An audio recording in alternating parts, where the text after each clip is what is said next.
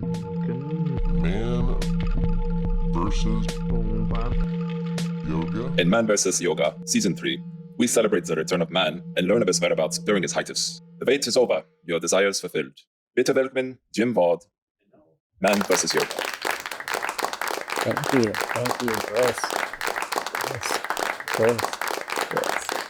Bliss. Bliss. You have landed on Man vs. Yoga, Season 3, Episode 1. My name is Jim Ward, and we come to you from the great Austin, Texas. We're very excited for this new season. We have so much in store for you. So I'm Jim. This is Gunter, my trusty sidekick of many, many years, looking svelte as ever. I would like to thank our esteemed guests for coming. Thank you very much. I hope you enjoy the show. You will enjoy the show. And Willie, the intern, thank you very much. This is his second season back with us. So this season, we are going to be having a new format. It's an existential experiment, if you will. I'll be doing interviews with local yoga luminaries and some international yoga people that I've never met before. So I'll be meeting them for the first time with you.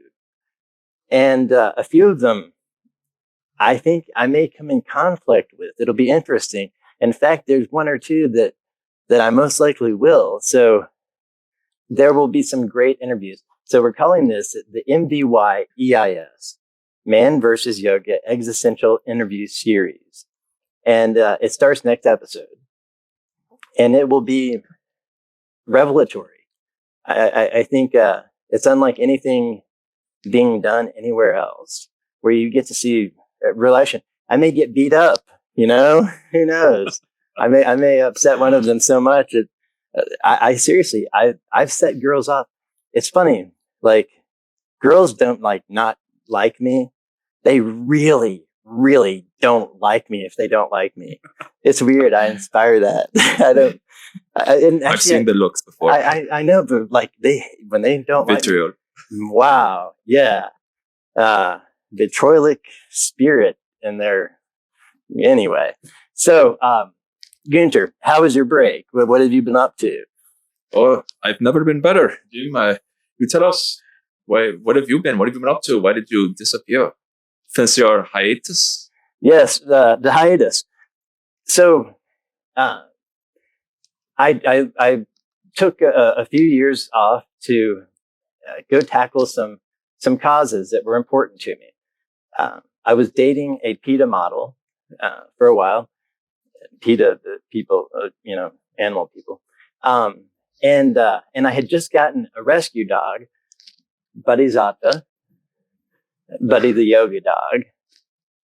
He's such it's so funny I say rescue dog. Does that make me a hero? I mean, if you want to call me a hero, that's one thing. I'm not going to say I'm a hero. I mean, I am, to him and to everyone else for rescuing him. But it just highlighted this cause that Sarah had on the Iditarod Race. I know in the back of your mind you're thinking, yeah, those guys on sleds with dogs.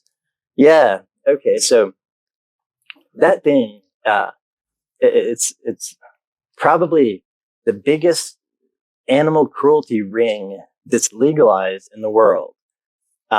If everyone saw that Michael Vick documentary on him raising pit bulls to fight, that was so hard to watch. That was incredibly hard to watch. And I just gotten my first dog ever, and I just but it was a cultural thing. He was brought up with it. I understand that the conflicting nature of the situation. This is different. This is a sled race with sled dogs, or those gorgeous Alaskan Malamutes, over thousands of miles of frozen tundra. Now, the race officially says that only 150 dogs have ever been killed. Okay, which is good Lord. So why not stop it right there? Like, but so PETA did these numbers in the 2020 race alone. So what happens is these dogs come back unaccounted for, or casualties of the weather. We all know what that means. Exactly. It's like when your grandmother, your grandmother, My Grammy, exactly. my Oma. You mean? When she told you that your dog, when you were little, went to the farm to live, it's kind of like, yeah, it just went to swim in the frozen seawater. But these are actual stats from the 2020 race alone, just that year. And it was whatever. So, Nicolas Petit, he sounds French, so he's probably up to something. Okay, forces dogs to continue race after all of them vomited, injured in fights. All of them had frostbite. He stopped at mile marker 852. Nice little Frenchie. And because, and I quote, the dog simply couldn't run any further. He said, upset. Oh, man. So, and this other guy, Thomas Warner, who's German. Do you know him? It's from my village. Exactly. I recognize. So Tommy Boy, he chains dogs to wooden boxes in the snow in his kennel, which is a common practice amongst those mushers. They're called mushers. Why would you ever do something where someone got to call you a musher and you didn't get to hit them? So he left behind 4 dogs, and I'm quoting here. He pushed beyond the breaking point during the race. Beyond the breaking point, what does that mean? Why don't you just say that they're dead? But those don't count as the official total of dead dogs, right? You're just stacking up, right? 3 mushers had, oh man, this is insane. 3 mushers had to call for rescue. Okay. Each time the human was rescued in like one of those like thermal sleeping bags. Meanwhile, their dogs who had fallen through the ice into the frozen seawater, there was no commenting on them. So that's 3 teams of dogs that are lost. Goodness. So we're over 20 dogs here that were killed in this Iditarod race, like being pushed beyond, being pushed to exhaustion in the frozen wilderness. I would like to push him beyond his Exactly. I'd like to get a race, and I would like to take all of the mushers and have them pull me around Zilker Park's Ring of Lights, or what is it? What do we have at Zilker Park? The Holiday Light Festival. Trail of Lights. Yes. Yeah. I would like to make all those mushers make me Santa and pull me around Zilker Park during Trail of Lights. Jim wants to be mushed. I want to mush it. But anyway, so sorry to get all passionate about that, but actually having a dog, and look, my goodness, I mean, how does that not pull at all my heartstrings and make me want to help? I did appearances. I did photo ops. I did a number of time sensitive things to help, but you can legally only do so much. But so everyone, be aware of this. It's like one of the worst like dog tragedies I've ever heard of, and no one knows about it. So sorry to be off on all that. Get off your soapbox now. Yeah, No, what are they caused though? Yeah, so it's been years, Gunter. So first off, I've got to say, you let your hair grow out. I did. It is an official afro. I like it. You should wear one of those combs, like the long ones that like you could wear in the back and it just stays. You could pull it off. No. I think you should do it. I do. So first off, how's the bodybuilding? You're looking svelte as hell. I've made huge gains. Let's see. Oh, let's see. Yeah. This isn't my soap. No, I mean. Right. Awesome. Yes. Look at that. Go look at him. Look at him roar. Look at him roar. Who's the big lion? Oh man. I'm sorry if there are any children watching. I apologize. We should have had an NC-17. I'm just saying. So while we were gone, I did hear from, and I know I wasn't supposed to say anything, but I was going to the whole time. So I heard you caught a record rainbow speckled trout in Montana. Yes, took me over 13 hours to reel it in. So you were just fly fishing by yourself? Oh yes, what?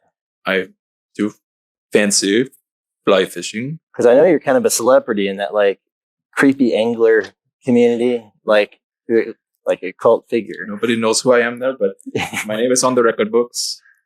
The rainbow speckled trout in Montana. So how was the fight? Because a fish that big has to fight like it for its life, you know. Well, because it is. I have to say the bodybuilding has worked out very well because these guns can pull anything in. Yeah, that's what I'm talking about. That's what I'm talking about. So, I mean, was there a point, 13 hours, you couldn't, you know, do anything, but you're fighting this fish? How close were you to going full on like Ahab? Like where you reach that point, like where the white whales, like, you know, so your pull for it's so strong, like you're going to get that fish or you're going to die trying.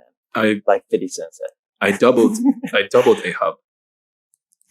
Twice as much. I mean, bravo. I'm sure you wanted to quit a number of times, and here's what's impressive. You in 13 hours, you didn't quit.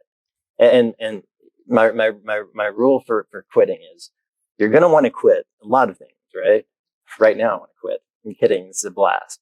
And you all are awesome. So go until you just cannot go anymore. And then keep going.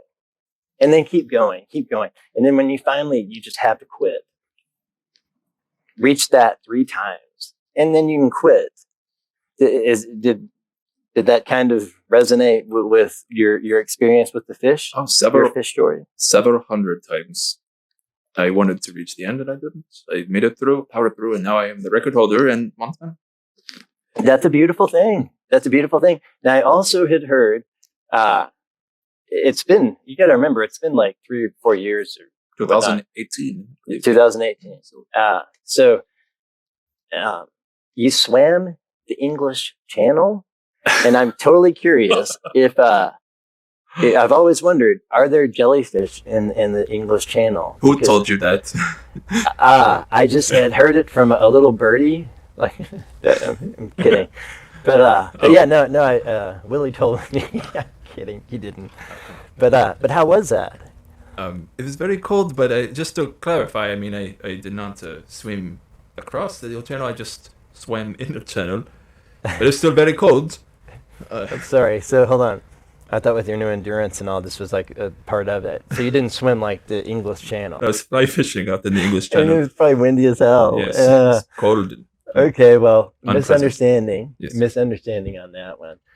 And lastly, are you still doing the Mall Santa thing this holiday season coming up? I'm totally kidding. We were joking before the show about the creepiest jobs in the world, and Mall Santas was by far the top choice because you had these like creepy old men who want a job. We're first out there in a mall, but they want like strangers to come sit on them and tell them secrets. Like, that's creepy. And you people that give your kids to them to get pictures taken, don't. They're creepy. Yeah, let's talk about something better, Jen. Let's talk about you. Why did you quit yoga? And really, I guess, why did you return? The universe came calling. The universe is what the people who are very fervent about the show call themselves and have access to our premium content and whatnot. But they would call a lot and text and every carrier pigeons. They found me in all parts of the globe, the universe. So when the universe came calling, I mean, you have to answer, right? So I decided, why not give it a shot? So I had quit yoga I started aerial dance, not aerial yoga. You'll get in trouble if you say that. So basically, it's everything I learned in yoga was fun, but it was more fun in the air, right? And I was the only guy, and it's all aerial dancers are washed out ballerinas. Or, I'm totally kidding. Excuse me, exceptional ballerinas. See what you get for trying to be mean. Knock things over. Don't be mean. Be nice.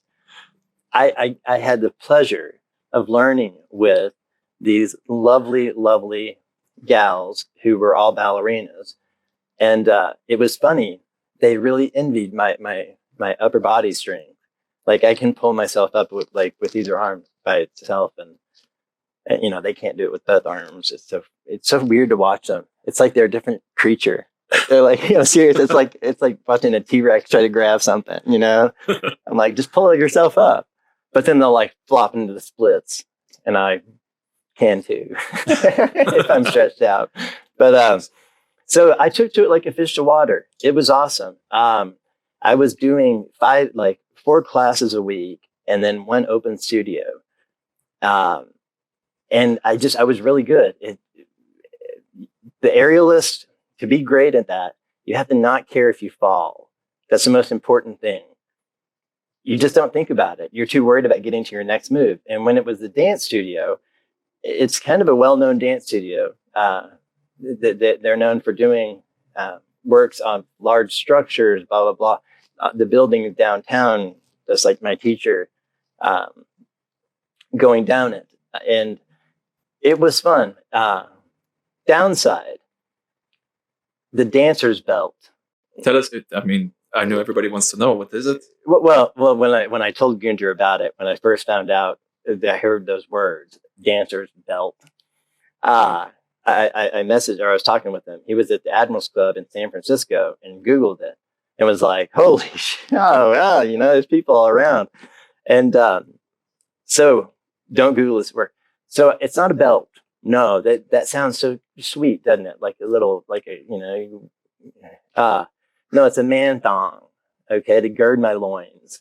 And so I don't have panty lines. I guess I never asked this because, again, I'm around all gals. But so I don't have panty lines on my ass and in my tights, my ballet tights.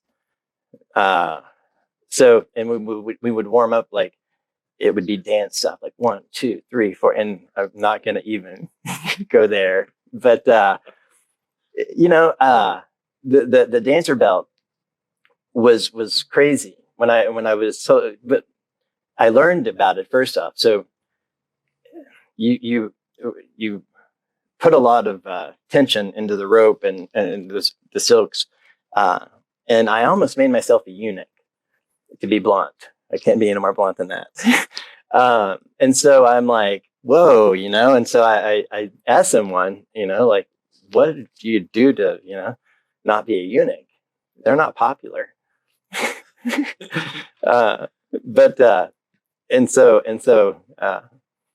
Dancer's belt. I'm like, oh, okay, cool. Like some kind of belt. And so I see the man thong, and so I get them, I buy them. And so this is an embarrassing thing, and I don't know why I'm admitting it even. But even to this day, when I put it on, I'm so weird. I make sure all the windows are closed, right? And I go to a part of my house that like you cannot see from anywhere, the hallway, to put it on and get dressed for Ariel, because I'm that like, I don't know. It's not a proud moment here, but it's a real one. And so, you put it on, and after a while, you just forget about it until you're reminded. But that was the only downside to Ariel. Jim, I understand that you tried out for Cirque du Soleil. Yeah, no, I didn't try out. It was a one-on-one audition. That one of my teachers had seen a lot of promise in me, and she had been on Cirque's tour and was pretty high up there. Had gotten me an audition with a senior dancer, and I was probably going to take a brief sabbatical from my job to do a few circ tours, but then the world changed. And I remember my last class. It's so funny. It was the end of a session, and we were working on this flamenco song, which was awful. But I have to keep my mouth shut and just smile and do the, dance, monkey dance. So it didn't work out. But we all wonder what could have been. I didn't need to go join the circus at this point in my life. And let's face it, I live under a big top. I mean, you people just see like the big me holding the little, Yes. fella running it. Well, I understand you started doing outdoor yoga. Exactly. So, like with or outdoor aerial. Oh, yeah. No, you're fine. They're one and the same, except at the dance studio. And then you get your eyes clawed out. I'm just kidding. This one's healing. But in my house, as you all know, I live in South Austin, and I have a small house in a giant forest. I've got 19 trees that are all, I've got 2 of them, and they're over 150 years old. So I found 3 spots in my yard where I had a professional rigger set them up, but it is really easy. And so I had one that was I live on a, I can actually tell you. So I live where there's a lot of foot traffic, but my neighbors walking their dogs, and my neighbors are great. In South Austin, I hate this whole art. It's all artists, but I literally like, yeah. Who do you like? You live next to Pulitzer. Who else? Grammy and Oscar. And then Jim. And then me with my world championships and whatnot. So it's lively. It's very lively. But I became how COVID was like a thing of like just like flashes and things changed like that. I became like an unintentional local celebrity. That people would bring their kids to watch me, and it's so funny. Just warming up, people think that's hard because I guess it does look it, but it's warming up, But so I would literally have like 20 kids there, and I'm just like, I saw some of those shows you did outside, and you were a beacon of hope in a troubling time. It's very nice. That's funny. Thank you very much, Gunter. I actually got interviewed on the local news channel here by an amazing Yogini, actually, Catherine Giese, and for being like the local, like it was really dumb. Actually, they shut down traffic for you. Even. I was gonna say they didn't tell me they were gonna do any of that stuff. They towed one of my neighbor's cars. It was awful, but whatever I can do to help the kids get entertained and the adults too. So you had your own personal circus outside and outdoor area. So something like that. We just call it primitive outdoor aerial. Oh, okay. And it's so primitive, and I'm not kidding on this. So the tree I do it on has vines, and everyone tells me that vines are good for trees, and they bloom and all. And when they bloom, it's pretty cool. So I have wisteria. I have an amazing wisteria tree. There's this new pink vine that's like into my silk rig. So it's primitive outdoor. Like I'm like Tarzan, like, on the vines. It's fun. Well, tell us more about what you did while you were, I guess, during your hiatus. You did more outdoor stuff, Yeah. So I was going to, when the world changed, I was going to a local music festival that was like an invitation only secret kind of thing. I mean, again, we're in Austin, so you all make fun of us because we're so flippant about things, whatever. Or you make fun of us because we have more homeless people than any other city in the world coming in, or you make fun of us because they want to not have police, or you make fun of us. But they keep coming here. Yeah, exactly. But you cannot find a house to save your life. For some reason, California must be so awful. I've never lived in California. And I've lived in pretty much every other part of you would imagine. And it must be so awful because they want to come here and consider it. I mean, what can you do? So during when the world changed, we still needed our music. And luckily, I have a circle of friends, which includes a lot of musicians. So there was a music festival. I feel so bad saying this because I know the rest of you would have loved to have gone. But anyway, there was a yoga class being be taught, and I'm like, wow, yoga, And this is funny. I had just bought before I quit yoga. I had just bought a new bag that I love that I had been really looking forward to like wearing, taking with me, It's accessorizing with. People wear bags now as fashion, I believe. Exactly. I was going to wear it in lieu of a shirt. Oh, I wouldn't do that. In lieu of pants, even maybe. Yeah, exactly. Just like I'll just mush through it. So I went to this class, and it was the next morning after, let's say 100 or so hippies were up all night being hippies. Mm-hmm. So the next morning we were still hippies. Anyway, it was a very interesting class. The teacher was amazing because first off, she was able to hold that menagerie of idiocy and surreality, together. There was a first there. I laughed in a yoga class for the first time. The girl next to me was so funny just in like what she was doing that like we were laughing our ass off. And I totally got the yoga high again. And it sounds so cliche. It feels like the first time, but it felt like the first time. And so I was hooked, hook, line, and sinker. And like I was a speckled rainbow trout. And so I have been taking, so also the caveat on that, I'm sorry, there was live music with the yoga class. Okay, normally music can make or break a yoga class, but it works. It worked perfectly. So I understand, Jim, we're bringing back an old segment from season 2. Oh gosh, yes, it's that time, isn't it? Yes. Well, the institution that is the duplicity of yoga. Q-tape.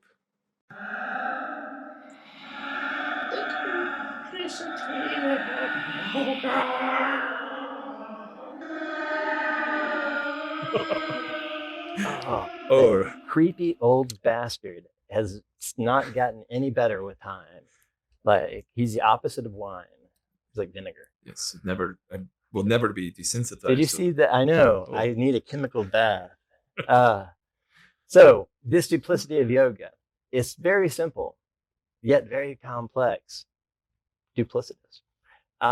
Are yoga studios a relic of the past?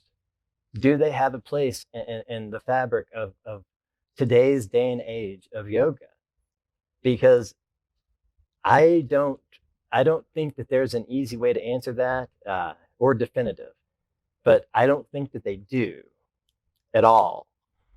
Because so I started practicing, indoors again. And I went to my very first studio I ever went to. And there were like 4 or 5, 6, 7 people in there, girls in there. And it was okay, so I got used to that. It was on a Wednesday night and it was later in the evening, so it didn't interfere with work. And so one Wednesday I go on, I'd gone like 2 or 3 in a row, and it wasn't there. So you can't rely on the yoga studios. And so then they tried to push the online classes. Like the response was, well, yeah, but do you want to do it online? And I'm like, well, hell no. I mean, why would I not just watch YouTube, right? And do it with Nude Yoga Girl? I'm kidding. I don't even know. I doubt she has classes online, and I don't know. I know. I went way too blue. Not on YouTube. Exactly. It's a family show. It's a family show. Damn it. I could never get into the whole like do yoga at your home thing. I need the motivation of the competition. And I'm kidding, you know, for the most part. But no, that collective energy, it's nice, you know, to have.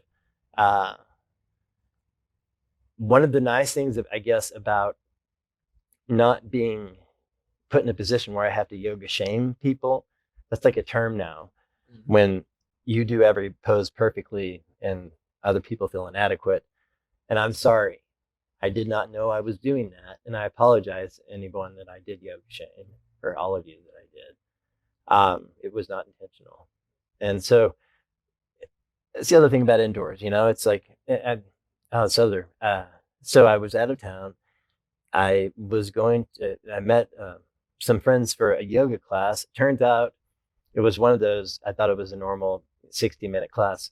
It was a 90-minute hot yoga class. Okay. And you don't find out it's hot yoga till like 8 minutes in there. And you're like, okay, I'm a little, this isn't infrared. Can we turn down the temperature, please? Well, totally. And my friends didn't know it was going to be hot either. One of them practices hot yoga, but, and it was really crowded. And so then I was thinking about those stories about like all Rapey Bikram studios where they would get ringworm. You guys remember, I broke the Rapey Bikram story way before Netflix, FYI. It was 2017, I believe. 2016. 16. Yeah. It was on season 1. That was groundbreaking. That was his. Rapey Bikram is the creepiest guy who's not a mall Santa. That's what I think of mall Santas. The minute I realize that it's going to be a hot yoga class first, and then I don't know it's a 90-minute one. That's pretty, you know, not easy. And it was one of those where it's crowded enough where the teacher, I remember I didn't like the teacher. She made a comment. Teachers, unless you're funny, don't try to be funny, especially in a hot yoga class that you don't advertise as being hot. But her phone was, which I guess was playing music. I don't know. I couldn't hear because of the sweat in my ears. But was in the sun. And she said, "Oh, my phone's getting hot."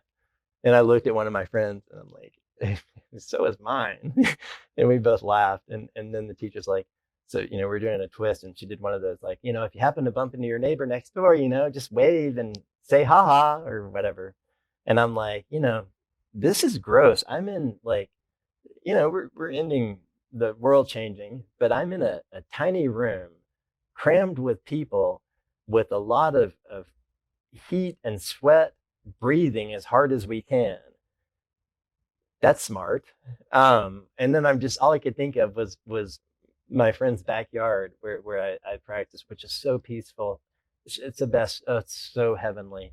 You hopefully will learn more about it soon. And so I can't imagine a scenario where I would need to go into a yoga studio right now because I've got 3 classes a week I can take in a backyard or at the Monkey Tree at Zilker Park. So I'll go ahead and throw this out there. So I just found this one class and I need to apologize. I was late for a class. I got the time wrong and I really got the time wrong. I have a feeling they think I was actually late because I got there so I thought it was 10:30 on Sunday morning. Yeah, it was at 10. So it was at the Monkey Tree. And so when I show up, I'm like, holy crap, you know, I'm late for yoga. Like I've had a flat tire before and taken Uber to yoga class before. So you just left your car there and just and I literally was messaging one of my best friends, Daryl, who is amazing, who literally had it changed by the time I got out. But that's a great friend. But so there was a bush kind of behind them. This tree is enormous, right? And so I just put my mat down behind the tree. So it was my first time ever going. You hid in the bushes. Yes. Yeah, I did. I hid in the bushes. I did yoga in the bushes. And like, you know, the teacher can see me. And so I kind of like wave sheepishly, very sheepishly, in ways the word was never intended to mean. And did my yoga in the bushes. And so what's awful is the people who were attending, and if any of you see this, I am so sorry to have ruined your class. because that had to creep the hell out of you. You know, you're doing down dog and you look back, you're like, what the hell's the guy in the bushes for? You know, and I'm like, I'm nothing. I've got a yoga. Look at my bag. It's got elephants on it. I paid for this class too. No, I hadn't yet, actually. It's donation based. So no, but I'm like, I got elephants on my bag. I'm kind. Which actually works with yoga people. So we finished and I crawl out of the bushes and I apologize to Tawny, who teaches every Sunday at 10 a.m., not 10:30. But if you do show up at 10:30, there's a good bush right there to hide behind.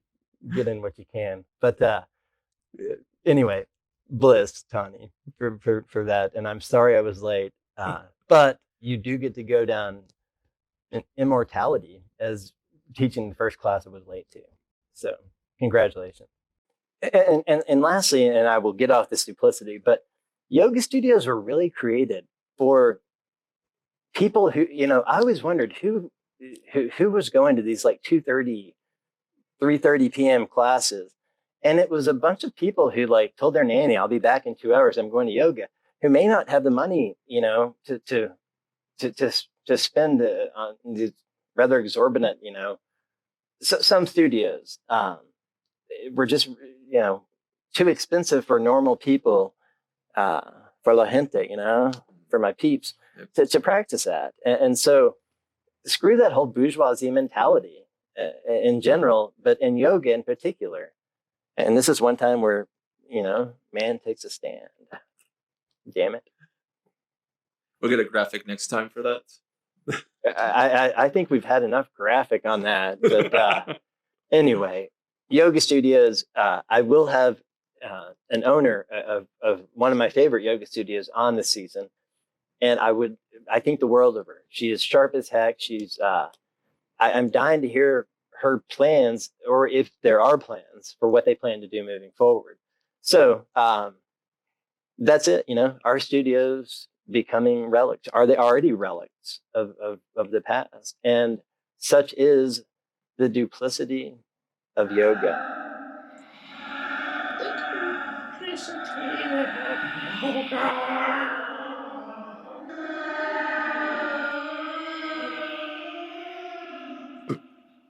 Excuse me. Apologies. Hey, you know what? My teacher in the backyard, she has a song. She has to teach kids a lot, you know? And it's like, I'm a human, just like her. She has a song that she has to sing for the kids whenever someone does. She burped in a class, which was like live online too. She's like, I burped. She's like, or maybe I didn't. She's like, but I guess I. And then she just started singing the song. I love her. She's so awesome. But Kazoon Tide. So I will be at Remington Park this Thursday. Thursday, yes. This Thursday for a yoga processional, a sunset processional, where this will be neat. I will be allowing the sun to set, and it will be very spiritual.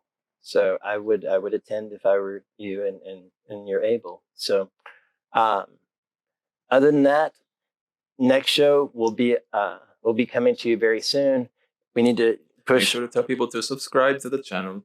Yes. So if you're watching this on YouTube, please hit subscribe and It's on there somewhere. the lights right there. Yeah. And then like if you'd like over there. And if you don't like it, think about it. You know, if nothing else, Buddy Zappa. Our social media. So we're doing most things on Instagram. They're the easiest platform for live video, we're finding. yes, but and just so everybody knows, you also have a special premium content on the OnlyFans. OnlyFans and Facebook as well. Facebook is actually huge. People just are not liking it as much as it's like anyway. I think the Gen Zers use the Instagram now.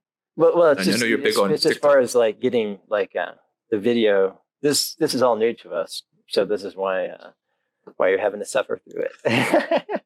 I'm sorry, but on that note, We look forward to having you back next episode. Thank you very much for your time. And on behalf of the Man vs. Yoga team, Namaste.